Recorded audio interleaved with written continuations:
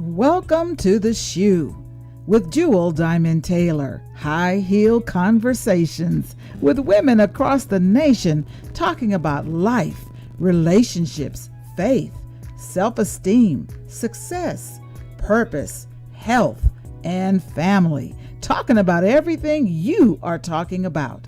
Welcome to The Shoe. Women who are walking and growing in the light. Welcome everybody to The Shoe.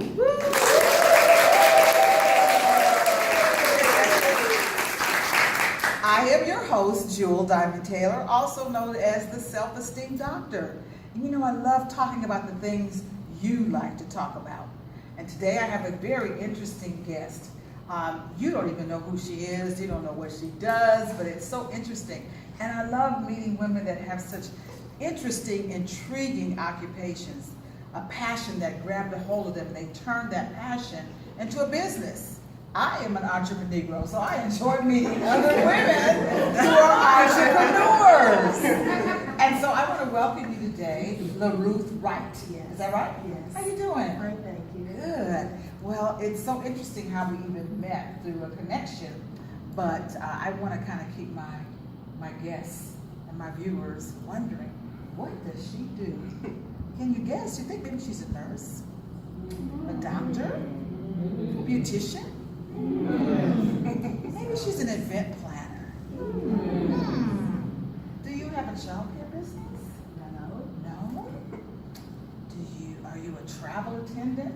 Flying through the air? No. No? Do you do weddings? Are you a wedding planner? No wedding planner. Oh, LaRuth, could you tell everybody what your career is? I am a funeral director. I have my own mortuary, white diamond,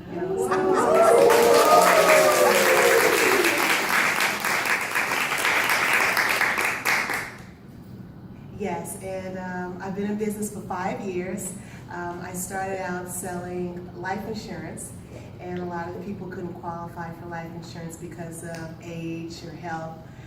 So I ventured out to find whether people were interested in for final life decisions. And so I started working for Inglewood Park Cemetery, selling cemetery plots.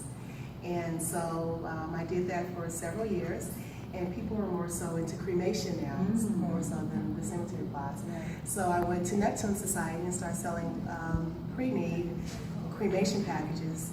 And from there, I saw how I could perfect the business with professionalism and give people choices of their final disposition. And how many people do you have working for you? it's about 3 on my staff.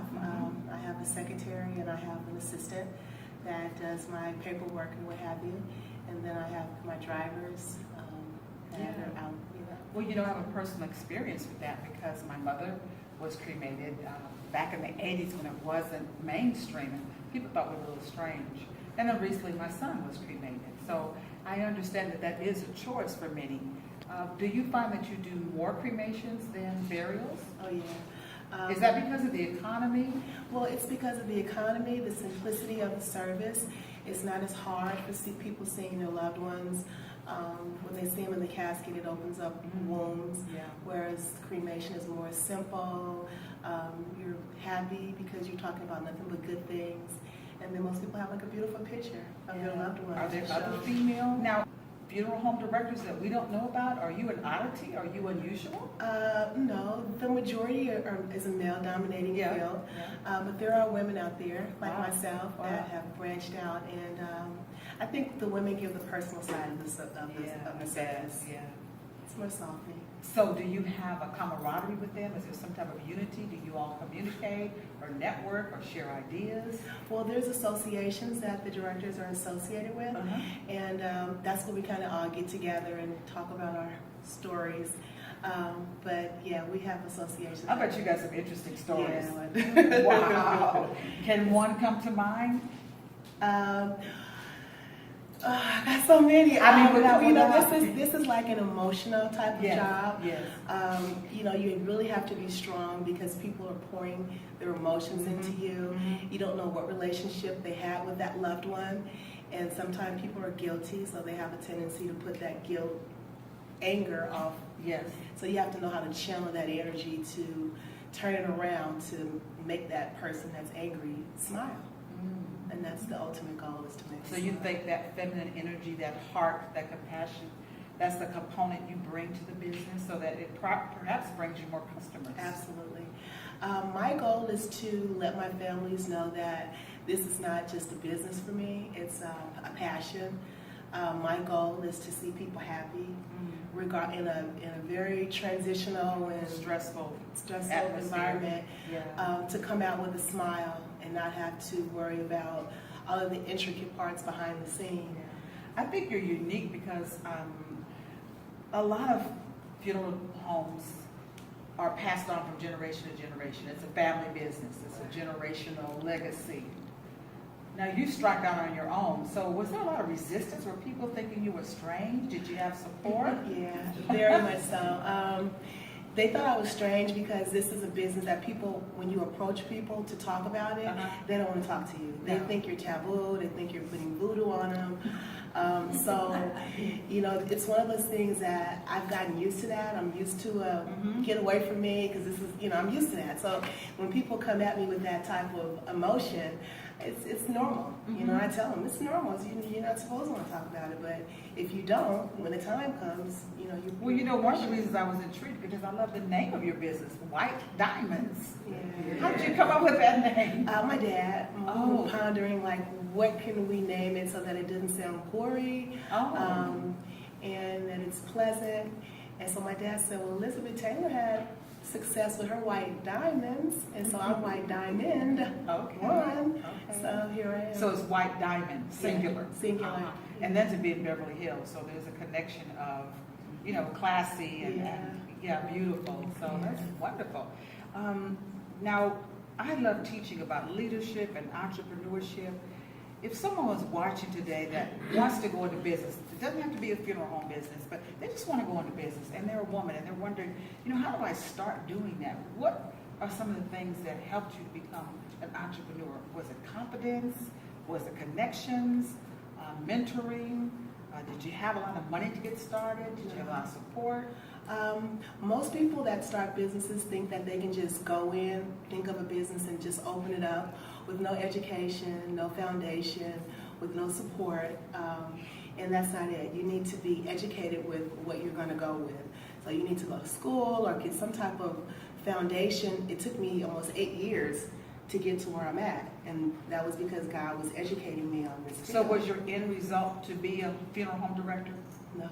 Oh, it wasn't? I didn't start off doing that. I started off everything branched on, and this is the end result. So what was your life before you got to the mortuary business? Well, actually, I did real estate. I have a broker's license, so I did real estate for several years. I did insurance, and I also worked at FedEx for 18 years, part-time. So in between my FedEx, I was getting licensed and going to school. So you've just been driven. You just have entrepreneurship just running through your blood veins, right? Now, your personal life, do you have a family? Are you single? Yes, I have a son.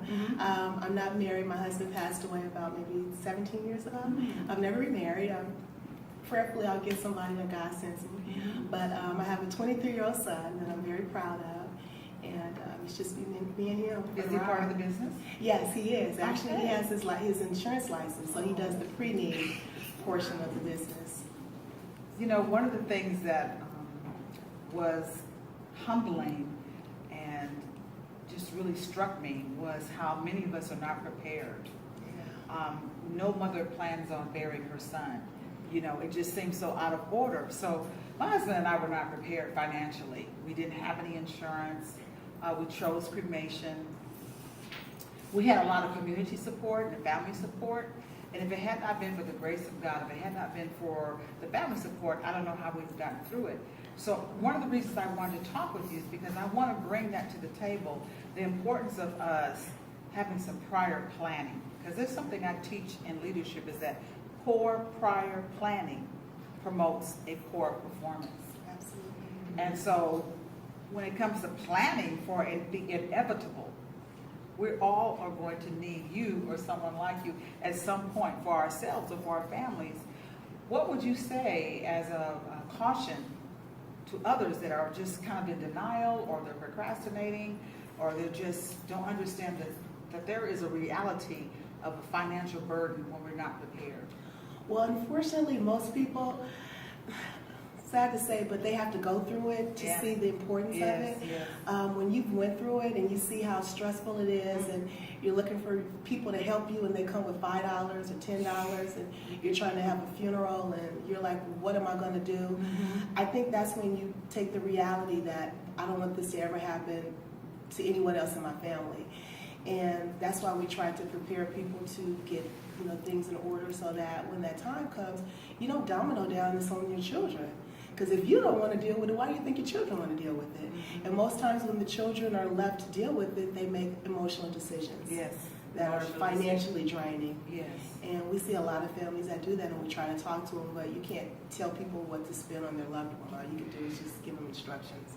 But when you don't leave any instructions, you just leave your money just to go up in the air and to have your family kind of Yes. scrapping. So I would imagine the years of you counseling and talking about insurance came into play as a funeral home director, that you brought that sensitivity and you brought that information. Absolutely, Yeah, absolutely. We try to show people the simplicity of actually having it beforehand, how it works, and then you don't end up throwing that money, because believe it or not, the mortuaries have two different prices. We have an at-need and a pre-need. Yes. So when you wait to at the time of need, it's a whole different ballgame to planning and preparing. And one last thing before we close, LaRuth. My son's organs were donated. You never think you're going to get to that crossroad. Can you talk to my audience about that component of coming to that point in life where you have to make that decision? What is your perspective on donating organs? Donating organs to medical research, I think, is awesome. Not only are you being a blessing to someone else that can learn from whatever you went through, you're giving life, and you're taking that financial burden off of your family. White Diamond Funeral Services is partnered with Science Care, which is a whole body donation. Science Care. Science Care, for medical research and education and training. And what they do is they take the tissue donation and donate the tissue for the cochlear implant, for Alzheimer's, to get cures. And with that, they will give you free cremation. They'll plant a tree in remembrance of the donor and show the family, give the family a certificate to show which medical research the donor was used for. Okay, let me see if I'm understanding. You're saying that if you make the choice to donate the organs to Science Care, there are no expenses for the cremation because you're donating the organs and the skin for research. Exactly. Wow. I wonder how Science many people know that. Yeah. Science Care doesn't do organs, they just do tissue But it's donation. your tissue. Okay, well, thank you for that clarification. Most of the other donors, they will take the organs, but then the family is responsible for the cremation. I see. So Science Care absorbs that cost. I see. Well, I'm grateful to you and to my audience today. This is not a morbid conversation. I just really wanted to put the spotlight on a woman of color, having a business, having compassion, having excellence in her business, being driven. She's so driven. I imagine anything you touch, it turns to gold. And so I want to thank you to my audience today for watching The Shoe, because we focus on the things you are talking about. We focus on sisters having faith, overcoming obstacles, and empowered to succeed. And you have definitely given us a message so that we are empowered to succeed in whatever we put our mind to. Thank you so much today, LaRuth, for visiting with us today. I'm honored. Thank you.